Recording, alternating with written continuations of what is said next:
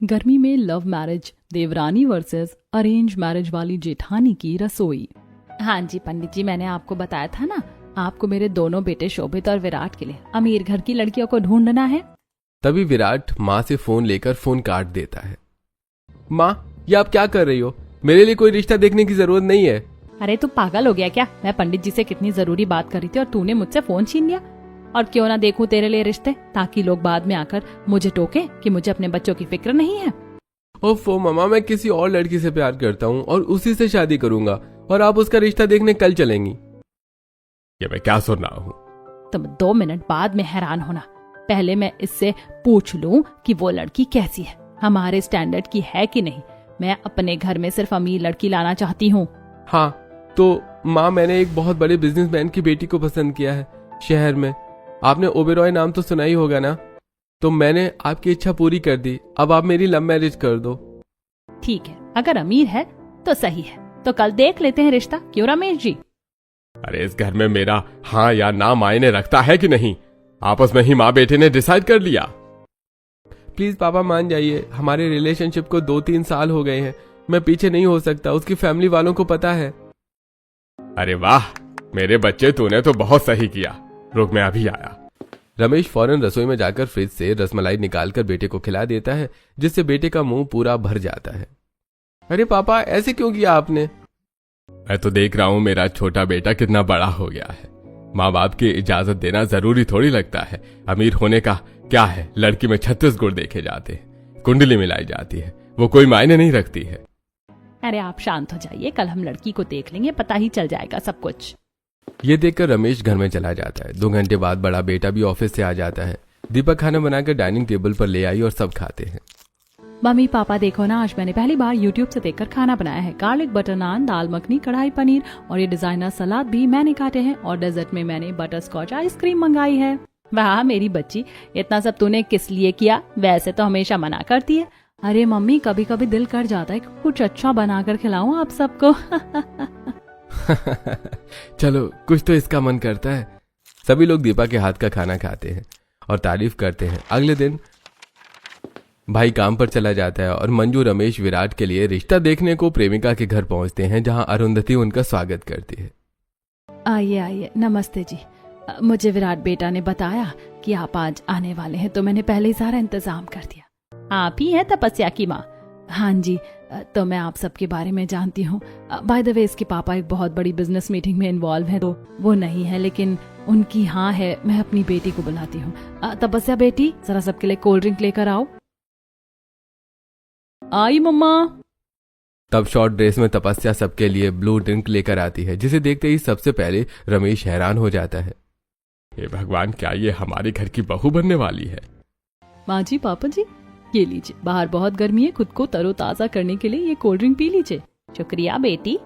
ऐसा कहकर मंजू और रमेश कोल्ड ड्रिंक को पीते हैं तो रमेश को शराब जैसी महक आती है और मंजू एक घूंट पीकर अजीब सा मुंह बना लेती है। ओहो, ये क्या बेटा, बहुत अजीब सा स्वाद आ रहा है। अरे भाग्यवान, क्यों पिया तुमने इसे? मुझे तो शराब जैसी महक आ रही है। ओहो तपस्या डार्लिंग, तुम्हें ये नहीं देना चाहता, नॉर्मल कोल्ड ड्रिंक ले आती। वाई बेबी, गर्मी बहुत है, इसीलिए मैं फ्रूट बियर लेकर आई हूँ। It's not alcohol. बेटा, हम फ्रूट बियर भी नहीं पीते। ओके पापा जी, मैं आपके लिए ठंडा पानी ले आती हूँ। तब तपस्या रसोई से ठंडा पानी लाकर रमेश और मंजू को दे देती है और अपनी माँ के पास बैठ जाती है। फिर मंजू और अरुंधति आपस में बच्चों की शादी की बातें करने लगते हैं। रमेश का मुंह बिल्कुल बना होता है। देखें, हम तो पहले से ही रिश्ते के लिए तैयार हैं और दामाद जी तो यहाँ पहले से ही आते जाते हैं। और दहेज वगैरह की आप टेंशन मत लीजिएगा। 10 लाख का कैश, मर्सिडीज की गाड़ी और भी जो सामान है हम वो आपको देंगे। अपनी बच्ची की खुशी के लिए हम इतना तो कर ही सकते हैं। अरे वाह, कितना पैसा इनके पास की मर्सिडीज गाड़ी लाएंगे। फिर तो मैं मर्सिडीज की गाड़ी में बैठ कर ही घूमा करूंगी। चलो अच्छा, जैसा चाहती थी वैसी लड़की भी मिल गई और मेरे बेटे की लव मैरिज भी हो जाएगी। मंजू, तुम्हारी मन की मुस्कुराहट से मुझे सब कुछ समझ आ रहा है कि तुम इस रिश्ते के लिए हाँ कर रही हो, लेकिन लड़की बिल्कुल भी संस्कारी नहीं है। देखो ना कैसे कपड़े पहन कर आई है, हमारे सामने भी नहीं कि सूट सलवार पहनती, संस्कारी के जैसे आई और लाई ही क्या है, शराब। प्लीज पापा, शादी के लिए इनकार मत कीजिए। मैं हाँ कर चुका हूँ, फॉर्मेलिटी के लिए आपको लेकर आया हूँ, और अगर इसे घर में कोई चीज आएगी नहीं तो मैं समझा दूंगा, शादी के बाद हमारे तौर तरीके से रह लेगी। अब तो आपका बेटा भी गारंटी दे रहा है तो मान जाइए। कल भी तुम दोनों ने ऐसा किया, आज भी तो कर लो अपने मन की। क्या है तुमको? मुझे मेरे बेटे के लिए लव मैरिज बढ़िया लग रही है, मैं तो जरूर करवाऊंगी। तब मंजू हाँ करते हैं और अरुंधति सबका मुंह मीठा करवाती है।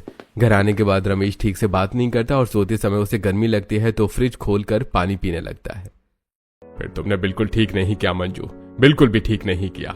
घर में लक्ष्मी ऐसी आनी चाहिए जो घर को संभाल ले, ना कि मजनू की लैला आनी चाहिए। ये तो ऐसे आ रही थी हमारे सामने जैसे कि कितना जानती हो हमें। मंजू ने भी पैसों की खातिर शादी को मंजूरी दे दी, लेकिन अब अपने बड़े बेटे के साथ में ऐसा नहीं होने दूंगा। मुझे इस घर में सर्वगुण संपन्न बहू लानी ही होगी, वरना इस घर का बेड़ा गर्क हो जाएगा।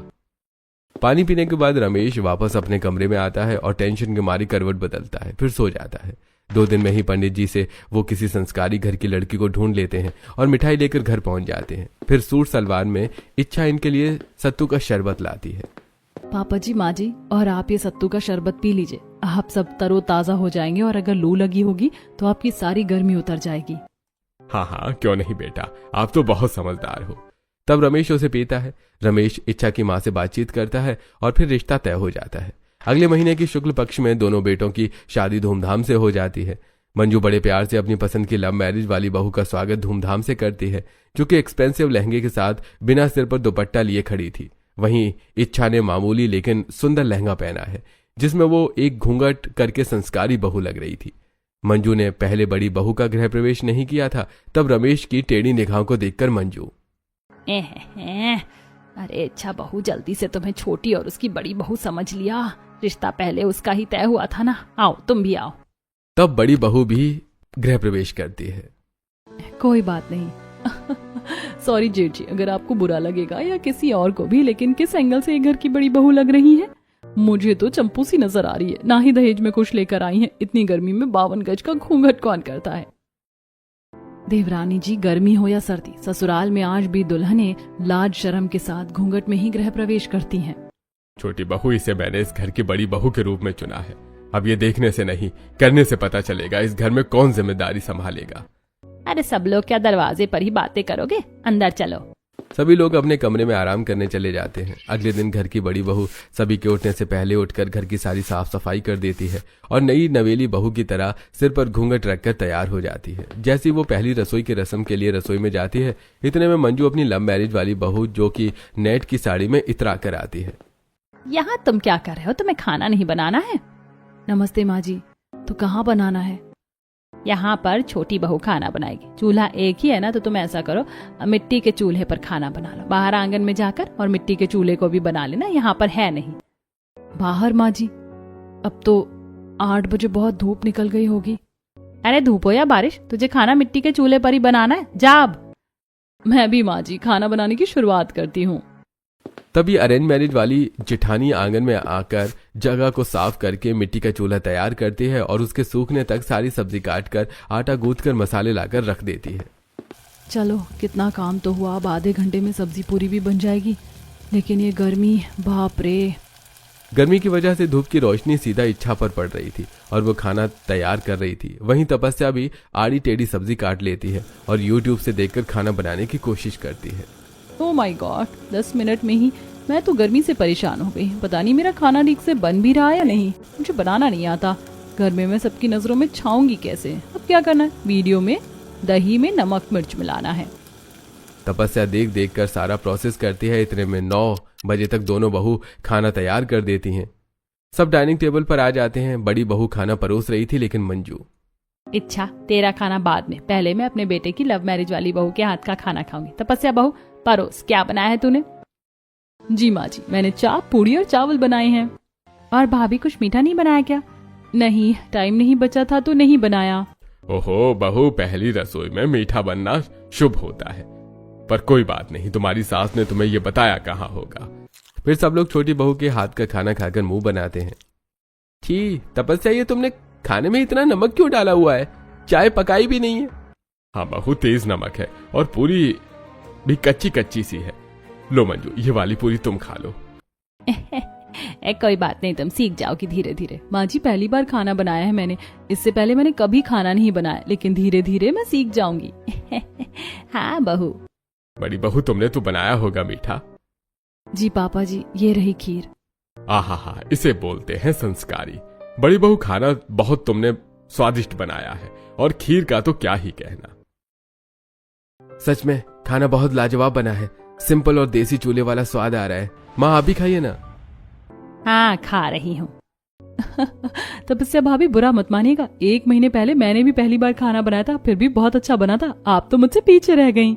हाँ ये तो है। विराट बहुत हंस रहा है, इससे तो मैं कमरे में बताऊंगी। सभी लोग मन से अरेंज मैरिज वाली बहू के हाथ का खाना खाते हैं और सास ससुर दोनों बहुओं को नेक देते हैं। खाना खाने के बाद छोटी बहू कमरे में जाकर एसी ऑन करके लेट जाती है, जबकि अरेंज मैरिज वाली बहू सबके झूठे बर्तन हटाकर रसोई में साफ करके आती है। फिर डाइनिंग टेबल साफ करके कमरे में जाती है जहां एसी भी नहीं था। तब पति उसके लिए कूलर चालू कर देता है। इच्छा, आपने बहुत अच्छा खाना बनाया था, और फिर तो ऐसा मन कर रहा था कि बार बार खाऊं। तुमने बाहर खाना क्यों बनाया, अंदर क्यों नहीं बनाया? बाहर इतनी तेज गर्मी हो रही है, तुम परेशान हो गई होगी। हाँ गर्मी तो बहुत तेज थी, लेकिन माँ जी ने कहा था तो पहली रसोई बाहर ही करनी थी, क्योंकि देवरानी अंदर बना रही थी। अरे कोई बात नहीं, तुम आराम करो, गर्मी बहुत है, नींबू पानी पीती रहना, और तुम भी अपना खाना खा लो। जी गर्मी से अभी खाने की इच्छा नहीं हो रही है, थोड़ी देर बाद खा लूंगी। इच्छा आराम करती है और दोनों के पति ऑफिस चले जाते हैं। रात को खाना बनाने की बात आती है, तब रसोई में बड़ी बहू की आधा खाना तैयार कर लेती है और साइड में देवरानी फोन चलाते हुए खड़ी होती है। आओ तपस्या, तुम यहाँ आकर खाना बनाना सीख लो, मैं तुम्हें अभी रोटी बनाना बताऊंगी तो बनाना। हाँ दीदी, आपको देखकर खाना बनाना सीख जाओ, इसीलिए तो मैं यहाँ पर हूँ। आटा लगाने के बाद इच्छा एक गैस पर आलू गोभी तो दूसरी गैस पर चावल बना रही। सब इच्छा तपस्या को 2-3 रोटी बनाकर दिखाती है। आओ तपस्या, बनाने की कोशिश नहीं करोगी तो सीखोगी कैसे? ये तो हाथ धोकर पीछे ही पड़ गई मेरे, अभी बताती हूँ। करती हूँ दीदी। फोन को साइड में रखकर तपस्या जानबूझकर आधा चकला बाहर निकालती है और रोटी बेलने की कोशिश करती है, तो पांव पर ही चकला गिर जाता है, जिससे थोड़ा दर्द उसे भी होता है। आओ जाओ जाओ दीदी, मेरे पैर में बहुत तेज की लग गई। ओहो, तुम भी ना, जाओ तुम रेस्ट करो, मैं बना लूंगी। सब धीरे धीरे तपस्या अपने कमरे में आकर फिर लेट जाती है। अरे वाह, मेरा कमरा कितना ठंडा है। वहां रसोई में खड़े रहने का तो मेरा बिल्कुल भी मन नहीं था, बस मेरे पैर पर थोड़ी लग गई। गर्मी में इच्छा खुद खाना बना रही होती है और सब घर वाले खाते हैं। अगले दिन सुबह का सारा नाश्ता भी अरेंज मैरिज वाली बहू ही जल्दी उठकर बना रही होती है। तब काफी देर बाद तपस्या आती है। सॉरी दीदी, उठने में लेट हो गया। आपको तो पता है मुझे खाना बनाना आता नहीं है, तो आप ही खाना बना दिया करना, मैं आपको देखकर सीख लूंगी। और खाना परोसने की टेंशन आप मत लेना, वो मैं कर दूंगी। इससे काम भी बटा रहेगा, आपको भी आराम मिल जाएगा। माँ जी दीपा, अगर कोई जरूरी मेहमान या कोई और अगर कहेगा तो मैं कह दूंगी कि खाना मैंने बनाया है, आपको कोई दिक्कत तो नहीं है ना?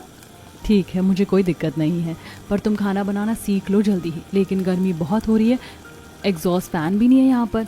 ये लो, इस दही को हाथ से फेंटो, ये तो तुम आराम से कर लोगी। सब लोग खीरे का रायता खाने में खाकर सही रहेंगे। तब इच्छा को रसोई में किसी के कदमों की आने की आहट होती है, तो काम करने की एक्टिंग करने लगती है। ठीक है दीदी, बनी बनाई पूरियां मैं डाइनिंग टेबल पर ले जाती हूँ और रायता भी वहीं सर्व कर देती हूँ। तपस्या को ये करता देखकर दीपा और मंजू देखते हैं पर चले जाते हैं। कुछ ही देर में सारा खाना बन जाता है। बड़ी बहू पसीने में दर्द हो चुकी थी, जबकि छोटी बीच बीच में एसी वाले कमरे में जा रही थी। फिर सब खाना खाते हैं। माँ जी, पापा जी, आपको रायता कैसा लग रहा है बताइए, मैंने दीदी से बनाना सीखा है। अच्छा है। मैंने तो कहा था मेरी लव मैरिज वाली बहू बहुत अच्छी, खाना बनाना भी थोड़े दिन में सीख जाएगी, क्यों बहू? हाँ माँ जी। ऐसे ही दिन गुजरते हैं और इच्छा रसोई में खड़ी रहती है, फोन चलाएगी और इसी बीच बार बार एसी वाले कमरे में जाती है और बहाना मार के निकल जाती है। सारा खाना वही अरेंज मैरिज वाली बहू तैयार करती है और जब खाना बाहर लेकर आती है, माँ जी, पापा जी, देखिए मैंने क्या बनाया, आज आप मेरी जरूर तारीफ करोगे। बड़ी बहू अभी भी अंदर खाना बना रही होती। इतने में छोटी बहू झूठ बोलकर सबको खाना खिला देती है, जिससे आप सबको धीरे धीरे तपस्या पर ही यकीन होने लगता है। ऐसे ही दोपहर में ससुर इच्छा को आवाज देता है। इच्छा रसोई में सब्जी काट रही होती है। पापा जी बुला रहे हैं, देखती हूँ मैं क्या काम है। दीदी आप ये कर लो। तब लव मैरिज वाली बहू रमेश के पास आती है। पापा जी बोलिए, दीदी तो अभी आराम कर रही है, मैं कर देती हूँ। अरे बहू, बाहर बहुत गर्मी हो रही है, सुबह में पौधों में पानी डालना भूल गया, तुम पौधों में पानी डाल दो और मेरे लिए नींबू पानी बनाकर ले आना। ठीक है पापा जी। तपस्या जेठानी के पास जाकर काम बता देती है और जेठानी ससुर के नाम से खुद नींबू पानी बना देती है और बाहर कड़ी धूप में जाकर सारे पौधों में पानी भी डालती है। बाप रे, बहुत तेज गर्मी है, मेरे तो पैर जल रहे हैं चप्पल में भी। जल्दी से पानी डालकर अंदर जाऊं। मेरा ये हाल है तो बेचारे इन पेड़ पौधों का क्या हो रहा होगा। अभी वापस रसोई में जाकर खाना भी बनाना है। इच्छा ये काम करके रसोई में वापस आती है, तब आराम करती हुई तपस्या जेठानी के पास आती है। दीदी आप कहाँ जा रही हैं? मैं ही नींबू पानी बना देती हूँ। आप अभी बाहर धूप से आई हो ना? ठीक है, ये लो। तपस्या नींबू पानी लेकर ससुर के पास जाती है। ये लीजिए पापा जी, आपका ठंडा ठंडा नींबू का पानी। और हाँ, मैंने गार्डन में भी सारे पेड़ पौधों में पानी डाल दिया है। बहू, ये शरबत बड़ी बहू ने नहीं बनाया, तुमने बनाया है। हाँ पापा जी, इतना पसीना मुझे यूं ही थोड़ी ना आ रहा है। पहले मैं बाहर पानी डालने गई, कितनी तेज धूप थी कि थोड़ी देर और रहती तो चक्कर आ जाते। और फिर आपके लिए नींबू पानी ले आई। दीदी तो आराम से मेरे कमरे में लेटी हुई है, उनके कमरे में एसी जो नहीं है। आजकल दीदी कुछ काम भी नहीं करती जब से मैंने खाना बनाना सीख लिया है। मुझे तो पहले से ही पता था मेरी लव मैरिज वाली बहू ही अच्छी है। अरेंज मैरिज वाली बहू सिर्फ संस्कारी दिखाने का ढोंग करती है। बेचारी इच्छा इतनी तेज गर्मी में काम करती है कि उसके माथे से पसीना लगातार टपकता है। एक हाथ से सब्जी चलाती है और दूसरे हाथ से पल्लू से चेहरा पोंछती रहती है। हे भगवान, आज तो रसोई भट्टी बन गई है। मुझे तो लगता है कि कहीं मैं ही चक्कर खा के ना गिर जाऊं। अपने लिए भी नींबू पानी बना लेती हूँ। उधर तपस्या कमरे में एसी में ठंडी लस्सी पी रही होती है। आहा, ना काम करके कितना मजा आ रहा है। इस घर में सब पागल है और सबसे ज्यादा मेरी अरेंज मैरिज वाली जेठानी। बेचारी सारा दिन गर्मी में मर मर के काम करती है और क्रेडिट मैं ले रही हूँ। खाना बनाने के बाद इच्छा अपने कमरे में बैठकर नींबू पानी पीती है। कूलर भी गर्म हवा फेंक रहा होता है। सब मंजू और दिखाओ उसे कहते हैं। ओहो, तो महारानी अब अपने कमरे में आराम फरमा रही है। मतलब तपस्या बहू सही बोल रही थी, उसने कोई काम नहीं किया। अब तो माँ मुझे भी काम करती नजर नहीं आती। कुछ देर बाद दोपहर में सब लोग खाना खाते हैं तो लव मैरिज वाली बहू की तारीफ होती है। अरे वाह छोटी बहू, तू तो अब बहुत अच्छा खाना बनाती है। हाँ भाभी, आपने जल्दी ही सीख लिया। मुझे और सब्जी दीजिए। कितने दिन हो गए इस घर में, लेकिन अभी तक मेरी तारीफ किसी ने नहीं की। खाना तो रोज मैं ही बनाती हूँ, लेकिन तारीफ तपस्या की हो रही है। ये कब लोगों को सच बताएगी कि खाना मैं बना रही हूँ, या फिर खुद ही बनाना सीख ले। मुझे मना किया हुआ है। इच्छा को मन ही मन बुरा लगता है। एक तरफ गर्मी में इच्छा संस्कारी बहू बनकर सिर पर पल्ला लगाती है, वहीं तपस्या अब घर में कैजुअल कपड़े पहनने लगती है और स्टाइलिश साड़ियां और घर वालों को इम्प्रेस करने के लिए मंजू को साथ में मर्सिडीज गाड़ी में बिठाकर मॉल ले जाती है और फिर अच्छी अच्छी शॉपिंग करती है। माँ जी, ये खास 22 कैरेट गोल्ड नेकलेस आपके लिए, और गर्मी के हिसाब से ये हल्की साड़ी आपके लिए। पापा जी के लिए भी मैं अभी मिक्स फ्रूट ले जाऊंगी। तू तो बड़ी प्यारी बच्ची है बहू। एक वो है जो घर में किसी के बारे में कुछ नहीं सोचती। इस सब के लिए मेरे मन में और अच्छाई जाग जाएगी। तपस्या मंजू के साथ वापस आती है और घर आकर सबको कुछ न कुछ देती है। दीपा देखो, गर्मी बहुत है तो मैं सबके लिए कुछ लाई हूँ। ये तुम्हारे लिए टम्बलर है ताकि तुम हाइड्रेट रहो, और पापा जी के लिए मिक्स फ्रूट चाट, और जेठ जी आपके लिए लाइट शर्ट, और विराट तुम्हारे लिए समर कूल कॉट सेट, और दीदी आपके लिए साड़ी लाई हूँ। आप तो हमेशा बंधन कर रहती हो, तो इसे कल जरूर पहनना। ठीक है। देख, मेरी लव मैरिज वाली बहू घर वालों के बारे में कितना सोचती है। और एक ये है, और इसके घर वाले ना गर्मी में ससुराल में कुछ भिजवाए और ना ही दहेज दिया। अरे तुम ये क्या बात लेकर बैठ गई हो, शांत रहा करो। तपस्या भाभी आप बहुत अच्छी हैं। इच्छा भाभी आपको भी कुछ सोचना चाहिए हमारे लिए। हर वक्त तो बढ़िया बढ़िया खाना बनाती हूँ, तब भी इन लोगों को पता नहीं चलता कि किसने खाना बनाया है। अब देखो दीदी, कल जो तुम ये साड़ी पहनोगी तो तुम्हें कितने मजे आएंगे, क्योंकि ये है मोटी साड़ी। अरे मैं तो भूल ही गई, घर पर कल तुम्हारे दूर के बुआ फूफा आने वाले हैं, तो दोनों बहू अच्छे से घर की और खाने पीने की तैयारी करना। जी माँ जी। इच्छा रात में भी गर्मी में इतना परेशान होकर खाना बना रही थी कि खाना बनाते बनाते गर्म तवे से उसका हाथ जल जाता है। मेरा हाथ, ये तो गर्मी में और जलन कर रहा है। अब बाकी की रोटी कैसे बनाऊंगी? तपस्या जरा तुम रोटी सेक लो, आज मेरा हाथ जल गया। बस 2 रोटी बनानी रहती है। ठीक है दीदी, आप अपने कमरे में लेट जाओ, कुछ कोलगेट वगैरह लगा लो या बर्फ का पानी ले लो। हाँ। चिल्ला कर तपस्या इच्छा की परवाह करने की कोशिश करती है, उसको बर्फ का पानी देती है और रोटी बनाती है। आवाज सुनकर रमेश और मंजू आते हैं। देखा आपने, बड़ी बहू के कमरे से आ रहे हैं। वो आराम से बर्फ के पानी में हाथ डालकर बैठी हुई है गर्मी से बचने के लिए, और मेरी लव मैरिज वाली बहू यहाँ खाना बना रही है, तब भी आप उसके कपड़ों पर रोक लगाते हैं। अरे बेचारी, जब रसोई में इतना काम करेगी तो हल्के कपड़े तो पहनेगी ना। सही कह रही हो तुम, आजकल बड़ी बहू कोई काम करती हुई नजर नहीं आती। इतने में बर्फ की कटोरी रखने इच्छा आती है और पीछे खड़ी होकर सब सुन लेती है तो उसकी आंखों में आंसू भर आते हैं। गर्मी में खड़े होकर पूरे दिन खाना मैं बनाती हूँ और अब पापा जी भी उस पर यकीन करने लगे। सही है। कुछ देर बाद सब लोग बैठकर खाना खाते हैं। तब जले हुए हाथ की वजह से गर्म रोटी पकड़ी नहीं जाती तो खाने पैसे इच्छा उठ जाती है। बहुत दर्द हो रहा है। अरे तेरे से खाना नहीं खाया जा रहा है, एक तो बनाती भी नहीं है जबकि तपस्या ने बनाया है सब, और खा भी नहीं रही। ऐसी बात नहीं है माँ जी, बस सब तेरे नाटक हैं। खाना है खा, नहीं खाना मत खा। ये सुनकर इच्छा कमरे में चली जाती है। तब खाना खाकर एक प्लेट शोभित लेकर आता है। क्या हुआ, तुम इतनी उदास क्यों हो इच्छा, और खाना क्यों नहीं खाया? जले हुए हाथों से कैसे खाना खाऊं जी? शोभित उसकी जली हुई उंगलियां देखकर परेशान होता है। ये भगवान, तुम्हारा हाथ जल गया, इसका मतलब खाना तो तुम नहीं बनाया। और फिर माँ ऐसा क्यों कह रही थी कि तुमने नहीं बनाया? क्या करूं, सबको ऐसा ही लगता है कि मैं कोई काम नहीं करती, जबकि वो कोई काम नहीं करती। एसी में बैठी रहती है, लेकिन मैं भी ये बात किसी को प्रूफ नहीं करना चाहती। किसी को अगर मेरी तकलीफ दिखाई दी तो देख लेंगे। आप किसी से कुछ मत कहना। क्यों ना कहूं, मुझे तुम्हारी फिक्र है, मैं तो कहूंगा। आपको मेरी कसम। तब शोभित चुप हो जाता है और अपनी पत्नी को अपने हाथ से खाना खिलाता है। ये दृश्य देखकर देवरानी और सास ससुर के कान भर देती है। बताओ, लव मैरिज होकर विराट मेरी नहीं सुनते, और अरेंज मैरिज वाली दीदी को देखो कैसे भाई सबको अपने बस में कर लिया है। सही बोली बहू तू। अगले दिन इच्छा ने तपस्या की दी हुई मोटी साड़ी पहनी थी जिसमें उसे और भी ज्यादा गर्मी लग रही थी। फिर भी वो घर की साफ सफाई से लेकर चारों चूल्हे पर खाना बना रही थी, जिससे रसोई में गर्मी और भी ज्यादा धधक रही थी। उसी टाइम लाइट भी चली जाती है। हे भगवान, एक तो धूप की रोशनी सीधा रसोई में आ रही है और 4 चूल्हे भी जल रहे हैं। अभी लाइट भी चली गई। सोचा था खाना बनाकर कमरे में बैठूंगी, पर कमबख्त ये लाइट ही चली गई।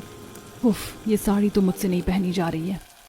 अरे वाह, लाइट जाने के बाद भी मेरा कमरा कम से कम 15-20 मिनट ठंडा रहेगा, और वो पागल अरेंज मैरिज वाली बहू गर्मी में ही सड़ रही है।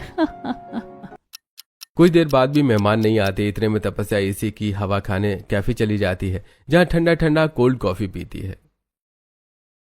वाह तपस्या, तूने तो कमाल कर दिया। बेस्ट बहू का अवार्ड तुझे ही जाता है। अच्छा हुआ मैं उस गर्मी से निकलकर यहाँ आ गई। अरे घर से कॉल। हेलो माँ जी। अरे बहू, तू बिना बताए कहाँ चली गई है? वो माँ जी मेहमान आने वाले होंगे और लाइट भी नहीं है, तो मैंने सोचा जब तक कोल्ड ड्रिंक ही ले आऊं। वाह मेरी बहू, तू तो बहुत सोचती है। ठीक है, आ जा। तब तपस्या कॉल काट कर घर पर कोल्ड ड्रिंक लेकर आती है। इतने में लाइट भी आ जाती है और अच्छा खाना लेकर जाती है। उसके हाथ से जबरदस्ती ट्रे लेकर तपस्या खाना परोस देती है।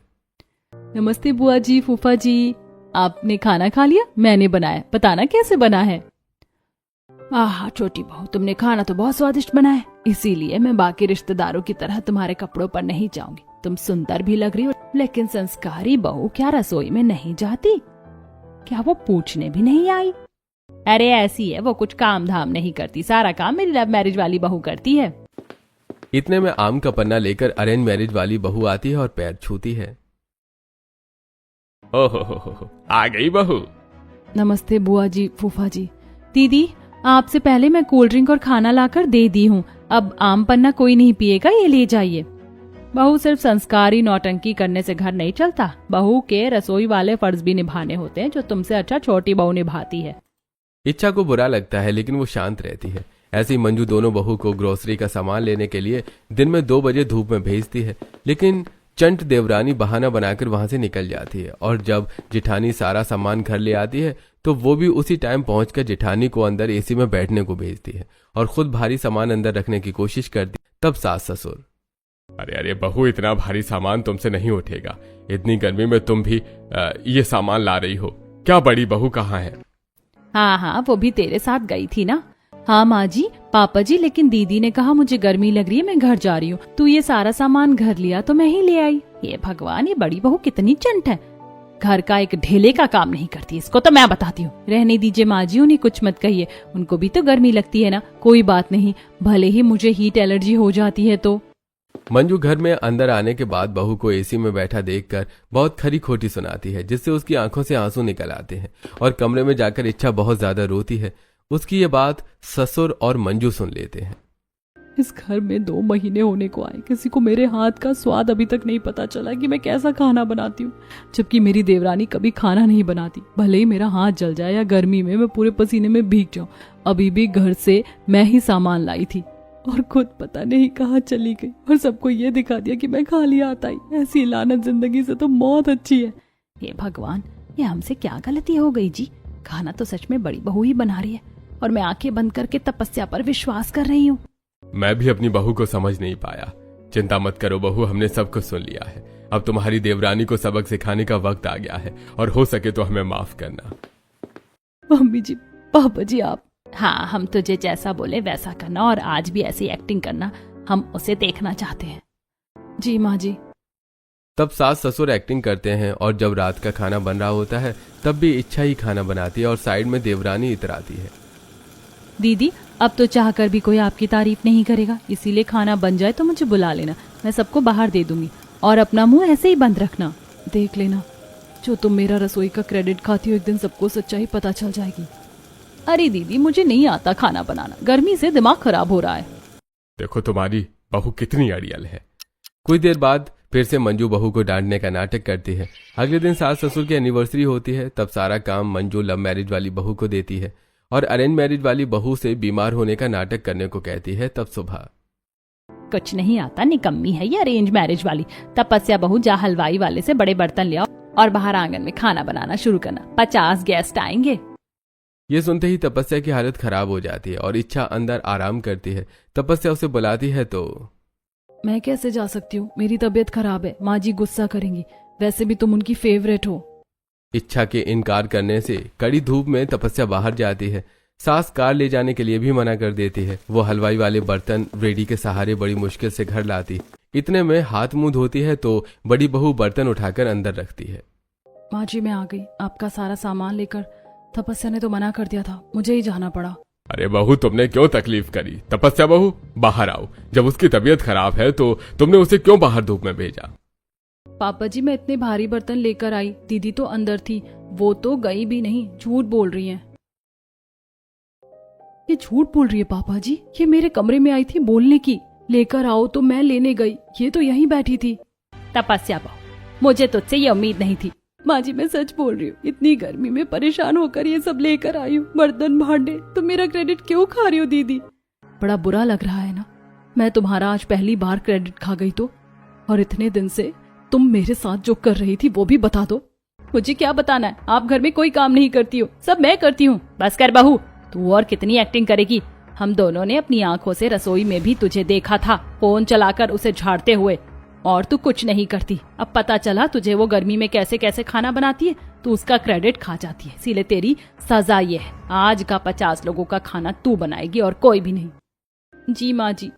अब कड़ी दोपहर में देवरानी सबका खाना बनाती है। कहीं पूड़ी जलती है तो कहीं बड़े पति लेकर सब्जी को चलती है तो कहीं चावल को काम करते करते उसकी ऐसी तैसी हो जाती है। तब पूरे पसीने में भीग कर सास के पैरों में गिर जाती है। माँ जी, मुझे माफ कर दीजिए, मुझे समझ आ गया कि मैं दीदी का क्रेडिट खाकर कितनी बड़ी गलती कर रही थी। वो भी तो गर्मी में परेशान होकर रसोई में सुबह शाम खाना बनाती थी और सारी तारीफ मैं बटोरती हूँ। दीदी, आप भी माफ कर दो। शुक्र है तुम्हें अपनी गलती का पछतावा हो गया। अब अपनी हालत ठीक कर लो, बाकी का काम हलवाई वाले कर लेंगे। आज मम्मी जी पापा जी की एनिवर्सरी भी है। तपस्या को अपनी गलती का पछतावा होता है। गर्मी में काम करने का सबक उसे मिल जाता है। अब वो भी एनिवर्सरी के लिए तैयार हो जाती है और शाम को एनिवर्सरी पार्टी में दोनों बहू सास ससुर के एनिवर्सरी सेलिब्रेट करती हैं।